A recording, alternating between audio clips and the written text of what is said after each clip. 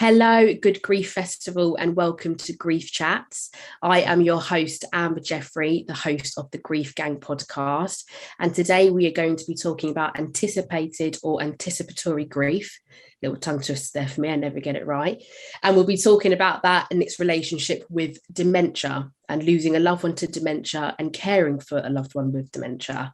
And so today, to talk about that, I'm joined by two amazing guests that I have come to know and love, and their work and their story, their experiences. And we're going to talk about the nuances and all the layers of it. So without further ado, I would like to introduce Jess and Carrie. Ladies, thank you so much for coming today. Thank you for having us. Hi. Thank you for having us. Yeah. I really can't wait for this conversation, ladies. I think it's going to be a really useful and beneficial conversation for all of the listeners and the viewers here at this Good Grief Festival. So just to kickstart it, I just want to ask you both, what is your relationship and your experience with both grief and dementia? Jess, if you wouldn't mind going first. Yeah, no worries. So my mum, my beautiful mum, Jenny, she passed away in September 2019, and she had been living with dementia for several years. It's kind of hard because getting the diagnosis was really difficult. So I feel like the signs were there long before we even got the diagnosis. But yeah, just caring for mum, the roller coaster that was the dementia journey, looking after her really. And so she lived back at home with my dad, so he was her full-time caregiver, and then I would go back every weekend really, and just as much as possible. And then toward the end she was at home until the very end, thanks to the amazing work. The hospice was just incredible. And so that's kind of me. You, Jess, thank you so much. And Carrie? I just want to say first, Jess, thanks for sharing and being so open about your experience. I'm excited to talk with you, and I'm so sorry you went through that. But I'm so glad to hear you use services and she was able to be at home until the end. And that's beautiful. And that's something I'm a big champion for, is that being at home. So that's lovely.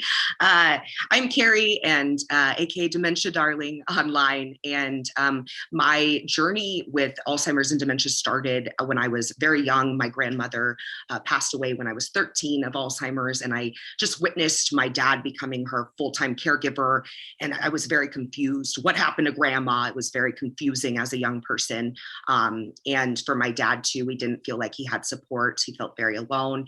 And as going through that experience and then getting to college and focusing around seniors and gerontology, the study of aging, I said, I'm going to dedicate my career to supporting caregivers through this journey. It is so difficult and there's not enough support. So that's kind of what has led me. But I've been a professional caregiver in the memory care field for a little close to 10 years now. And so I have experienced a lot of, not just with my family, the grief of my grandmother's journey, but the grief of watching these people I love so much. These clients, we become such a family, and they become part of my heart, and watching them go through this journey. I feel like I'm watching my hundreds of grandparents throughout my career go through this, and it's very difficult, and it's very very tough on your heart, even if for me they're not my family members, but I still definitely suffer and go through grief and grieving in my career even. So I'm very aware of grief and how I can protect myself in my career and my personal life in that way. So I'm happy to be here and talk about this, because this is really big, and there's still such a stigma around dementia caregiving and the grief that comes with it, this anticipatory grief that's so heavy to bear. Yeah, absolutely. And that leads perfectly into like my next cue. So I'm just to kind of explain for anybody who's watching who, I don't know, hears anticipatory grief and thinks like, what is that? And in a nutshell, you can kind of guess, but for it by definition by the internet is, so to explain this, anticipated grief refers to a feeling of grief occurring before an impending loss. So for you both ladies, what is your experience with anticipated grief? Have you gone through it, and what was your experience, and how did, or even now, did you navigate through it? Sorry, who wants to go first? No, you can go, Jess. Please. I mean, yeah, just wow. Like with dementia, just big time. You know, from the first moment, you kind of, you know, with my mum, it was noticing the small changes, even, you know, from the very beginning, just personality changes and thinking, hang on, something's not right here. This isn't the usual mum, you know, misplacing things and just things that are really out of character and kind of emotional responses. And I was like, hang on, like, I know my mum inside out. You know, you're thinking something's wrong here. And just from, I just don't think anything can prepare you from what it's from that moment at every stage. And it's kind of, I think the way I explain it to people, it's like watching someone in front of you just change and just turn into a different human. And you're like, it's losing them at stages, like it's losing them bit by bit almost. And I think, I mean, trying to even begin to process that. And I think almost when it was happening, I didn't really it's only until after you kind of reflect and you look back and you think, wow, that, you know, that was really heavy. And actually I was grieving. And it even, you know, towards the end, just towards the end, you know, I was looking at mum, and even that she's physically in front of me, I was like, mum's gone. This isn't my mum anymore. And I think that's, as a caregiver, that's so difficult to process, because, you know, you want to keep giving everything until the very end because you love this person and you would do anything for them. And you want to give them your all, but then there's part of your brain going, but hang on, you're not, you know, I just, at all times, I just wanted my old mum back.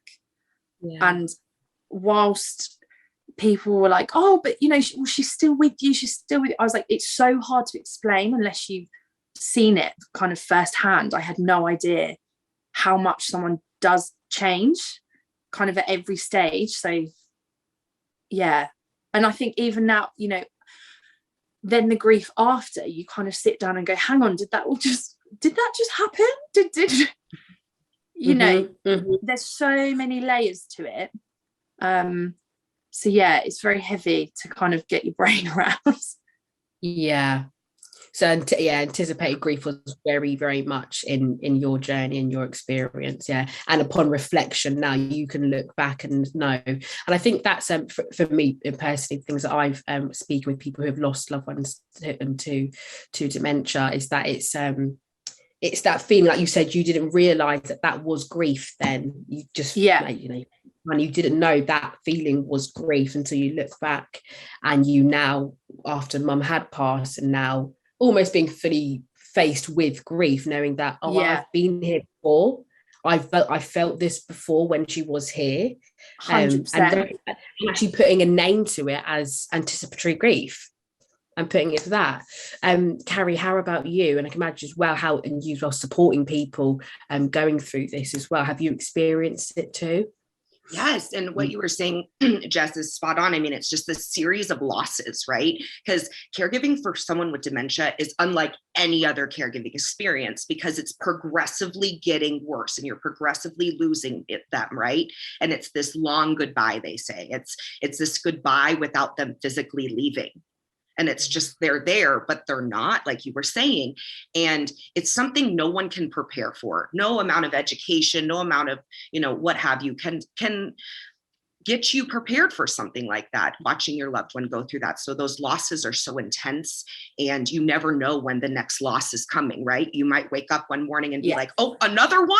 Like we just had one yesterday, or maybe it's been a couple months, right? And then you're like, oh, I thought we were in the clear for a while, you know? So you just don't know.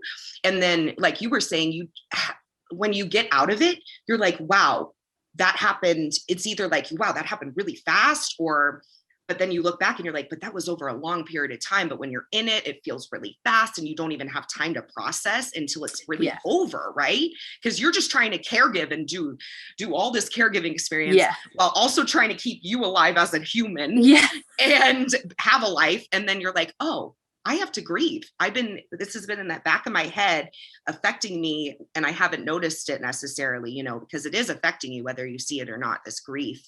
It shows up in different ways, right? And it's just these consistent losses that are unlike any other for this dementia journey. And supporting caregivers, I just like to be really real, not, you know, I hate that toxic positivity, like, at least they're here. Like, no, that doesn't work. And, you know, like, and I like to say, because I have seen this where one woman was like, you know, my loved one won't stop talking, but it doesn't make sense. It's just gibberish and they won't stop talking. It's kind of annoying. And I was like, okay, I'm going to be annoying and say, I want you to kind of appreciate it while it's happening, because one day they might not talk. So right. So, and I don't like being that, like, well, enjoy it. You know, I don't like saying that either, but it's like, we have to grab onto what we can. Right. And soak those moments in. But I like to be real with my caregivers. This sucks. Like, no one should have to watch their loved one go through this. This is terrible. And this anticipatory grief, this emotional preparation that we're going through for sometimes years is very heavy. It's very intense, and no one should have to do this alone or feel that they're alone in this at all. Absolutely. Yeah. And so leading with that, and I can imagine you both have had maybe horrific things or said to you, or misconceptions, or you think, no, that's not right. Like, that's not what this is like. What are some of the like biggest misconceptions that have either been said to you or you've heard and you've gone, no, that's not what this experience is like, of either caring for somebody with dementia and anticipatory grief as well? Let's go, Carrie. Oh, go on, Jess. No, go. No, Jess, go. I'm still thinking. That's a big question. That is a big question. I suppose I feel like people just say, like you say to me, or they just still think, you know, if you haven't had experience with dementia, you think, oh, someone's just lost their marbles a bit, or, you know, oh, but you know, they're still, it's just they've lost their memory. Like, oh, they don't need to know that. They've still. And you're just like, hang on, like, no, I had no idea. It physically, emotionally, you know, physically, there's such a decline. You know, it's not just, oh, someone can't remember what happened last week. They're like, oh, but we all get older and all forget what's going on. I'm like, no, this is, it's basically it's your brain shutting down, isn't it? And your brain controls absolutely everything. So it's watching your, you know, physically, I don't think I was prepared to watch how that would affect mum, and emotionally and like spatial awareness, so many little things. You know, just one day she couldn't walk upstairs anymore. Like you said, Carrie, you go, oh, there's another change. And, you know, I thought, oh, I just thought she was getting confused about where she's put some things, or a bit more emotional. But just physically watching that decline, it's everything. And like the basic tasks of, you know, just walking somewhere, going out, eating, you know, using anything, you know, holding a pen. I think I really remember that it's really bizarre, isn't it, the little things that you remember. But when she wrote something down for me and she was looking at the paper, and her writing was kind of all over the place, and she just said, I don't know how to write this. I don't know how to write, like, oh, I'm really struggling to do this. And I think things like that, they just shock you, because I just had absolutely no idea that was ever going to be a problem. So I think that kind of, when people just say, oh, you know, you're just forgetful. No. Yeah, so but for you, Jess, you say it's people think, oh, it's just the brain, it's just the mind, and not realizing the actual physical impacts of what it is. And as you said about with mum with the pen, it's like your mum is she's aware that she wants to write something, but she knows that she can't. And someone described it to me not long ago. It was like, you know, when you're making like a cup of tea, and you know the stage is a cup of tea, you boil the kettle, you get your mug out, you put your tea in, but for somebody with dementia, it's almost like you have the first step of boiling the kettle, but then you can see the last step of how it should look like. So you see what a cup of tea look like, but that middle bit is just blank. It's just gone. And the look on someone's face, when just watching somebody, when, you know, it's something that we've done our whole lives. It's such a simple task. And that's really difficult to watch someone, because they're processing and they're kind of aware that something's happening in their brain as well. And I remember Mum was always saying to me, I'm really confused at why, and she used to get annoyed at herself for not remembering. So there's loads of layers to it. Yeah, massively. And Carrie? Yeah, I was going to say, we can go on forever, for hours, because there are so many layers to it. And like, something that's also a part of this grieving process and stuff, you're almost grieving as a caregiver your reality, because you have to come into their reality now, right? So you don't have the same reality relationship that you had with them before, as it progresses too. And so there's that, and then there's just so many things to it. And watching them, like you said, when they're in that period where they have these moments of clarity and they're like, oh my gosh, I'm declining, and they can tell, you know, and they can see their losses maybe once in a while, and they look at you in terror, and you can't do anything. And it's so heartbreaking. And then, you know, and I even, you know, I've been doing this for years, and I still have these moments where my clients will not be able to do something out of nowhere. And I'll be like, really? What? Like, I'm shocked. Like, I mean, you did that yesterday. I mean, it's just, it's really just intense. And you know, you could be having a great day, and then all of a sudden something hits you like a brick wall, and you weren't expecting it, you know, to have this other loss. So yeah, it's just, you know, there's so many misconceptions, like you were saying, that it's just about memory. And, you know, some types of dementia, like frontotemporal dementia, it likes to mess with people's personality. So you might, you know, your loved one might change personalities completely. How scary and how hard would that be to grieve on top of all this? So there's so many things that go with dementia that I think are misunderstood. And a lot of people just think, oh, it's like taking care of a kid again, it's fine. No, it's not. Never say that to me, right? Like that, no. And that's a big misconception, is it just like, oh, it's nothing, you know, or like you said as well, Jess, oh, it's just they forget where their keys are once in a while. So much more to it, so much more. And I can imagine that's so disrespectful as well, to put somebody as of a child, and it's just about looking after a child again. It's like, then this person, whatever age they may be, they're not a child, and they need to be respected. Go on, Jess.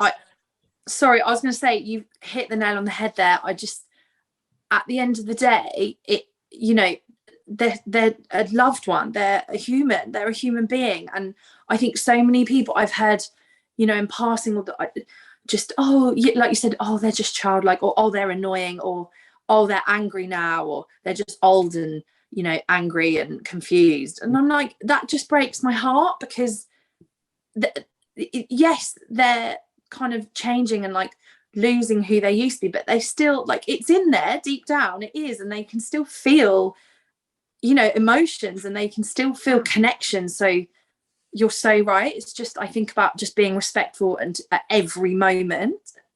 Because they know when you're mean. Exactly. They can sense it. And like, you know, when someone comes in and someone living with dementia kind of like goes like that, you know, they don't like that person. They remember how you make them feel. And, you know, and thankfully, you know, my goal is when I walk into a place, they don't need to know my name, but I want them to see me and think, oh, that's the nice girl. Like, that's the girl I can trust, right? I'm safe with her. So yeah, absolutely. But you hit it on the head. Like, it just not, it's so disrespectful to do the kid stuff and to say that. And things are so are childlike, almost, some of the dementia things that are out there for people, and it's not appropriate. No, not at all.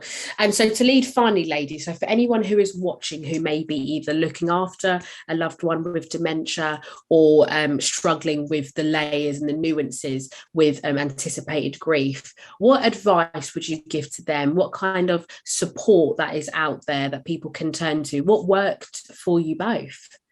Jess? So kind of reflecting back, I think just don't try and look too far ahead. I think at some points I tried to, you research what's going to happen or what's going to happen, but every journey is just so different, and actually just living in the moment. And even if that moment, it's heartbreaking, it's heart-wrenching, but just treasure every moment and just live and be present in the moment, because like you were saying, Carrie, further down the line you're going to wish I was back at kind of that stage, or I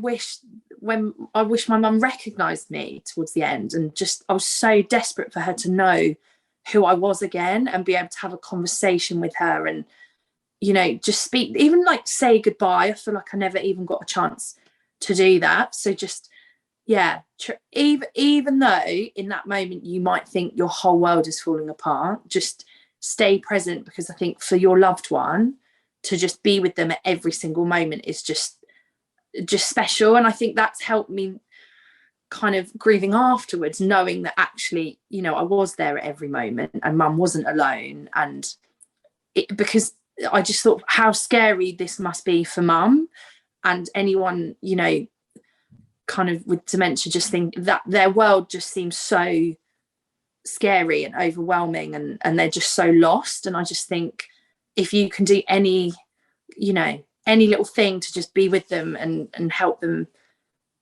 not feel as lost, and just I don't know, I think that they'll still feel love right until the end. That never fades. I really believe that. And just with regard, we were saying support maybe after with the grieving journey, that well, it's not easy, is it?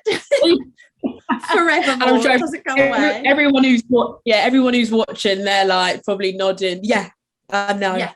You're like, oh, I'll get rid of that scene. You're like, no, this is forever now. But something I found was just opening up and talking to people, in the sense of I found it hard to find that community at first, because I think if someone else hasn't experienced dementia, there's some things that you really you want to find someone that can relate and can have experience of it. So I just think there's so many groups online now, and Carrie, what you're doing is amazing, and really like practical tips for caregivers that I just was so oblivious to any of them really beforehand. No one sits you down and, like you said, teaches you. So yeah, just Carrie, and support groups. I think that's how I met you. The new normal, just people kind of that are just a community. I think just keep speaking. It's so important, and no one is ever alone, ever. Absolutely not. Absolutely. Yes. Yeah. Jess, you're amazing, Jess. Like, oh, I love you. You took the words right out of my mouth, though. Like exactly what you were saying. I really love this one group, Iana Care, IANA, and their motto is just show up. Just show up. Like on the hardest days, just show up. That's it, and it's so, they're just such a good group of supportive caregivers. And dementia caregivers are really big in that group too. But again, like you said, I am in awe of the community online. I'm truly in awe. Like the Instagram community on my group page, Dementia Darling, is insane. Like everyone is incredible. I mean, a fourth of dementia caregivers are millennials. So they're online, they're out there. We need to find each other, right? So TikTok is huge actually for these caregiving pages. I'm really excited about how they're blowing up and people are starting this conversation. So find your people online, find your community. They are out there. You are not alone. They're all over the world, right? And we all want support and we all want to not feel alone. And I agree that these groups online are incredible. And if you don't like being online, but you're online here, so you probably know a little bit if you're watching this, but if you know people in your life that aren't online people, there's always support groups in your area that you can find and reach out to. But like you said, you have to speak up. People don't talk about it because we're still, there's still taboos about it. And it just, That's crazy. We all grieve. We all experience these hardships in life, and we have to talk about it. So I love what you're doing, and I love that you're opening up this conversation. And Jess, I think you're just absolutely incredible to be able to speak about this, because it is really difficult to speak about. But people seeing you will say, okay, I'm really not alone. I can do this, and you're so young, and there's so many young people that are going through this, and they're having to put their lives on hold, right? And they're having to change plans, and they're grieving that. We're grieving changing our plans in life and moving back home to help our parents. It's hard, right? Yeah. So there's a lot there, but definitely reaching out to people in your life, and if you don't know anyone, go online, find your people, and just speak up about it, and please check us out. What? Sorry, can I just add, and just looking after yourself, because it's exhausting. And I feel like if you burn out yourself, then you're not going to be able to help your loved one, or with the grieving journey. Just be really kind to yourself, because it's draining. Can I throw out a really terrible statistic about that? I believe it's 40% of dementia caregivers will pass before their care recipient because they do not care for themselves. Yeah. That's insane. That's heartbreaking. That's harrowing. Yeah. I don't like to say it because I almost don't believe that high of a number. Like, that's insane. Yeah. So we have to self-care. Like, you cannot take care of your loved one if you're not taking care of yourself. And what's going to happen to your loved one if you don't, if you're not well? So it's just a whole cycle, right? So it's horrific. Absolutely. So please take care of yourself. I think that'd be really important for people listening with that, because we sometimes, isn't it? We push ourselves. I think in any scenario, we push until we finally get to breaking point, and we go, okay, I really need to look after myself now. And so I think for anybody watching who is in this situation and looking after somebody and dealing with this kind of grief, sometimes hearing it externally make you go, okay, I need to probably put the brakes on and take a rest. Yes. Yeah. But don't wait till crisis. Sorry. Yes. Exactly. Do not wait till crisis. Do not need. Well, Jess and Carrie, that has been absolutely fantastic. Everybody here at the Good Grief Festival, thank you so much for watching this grief chat.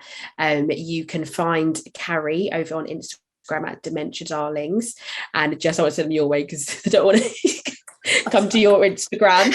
Jess, teacher, you wanted to teach your children, we can send you there. Send to my school. But other than that, there'll be all resources. I'm sure they will be in the bios and stuff. But anyway, Good Grief Festival, thank you very much. I've been your host, Amber Jeffrey, and this has been Grief Chat Dementia. Thank you very much.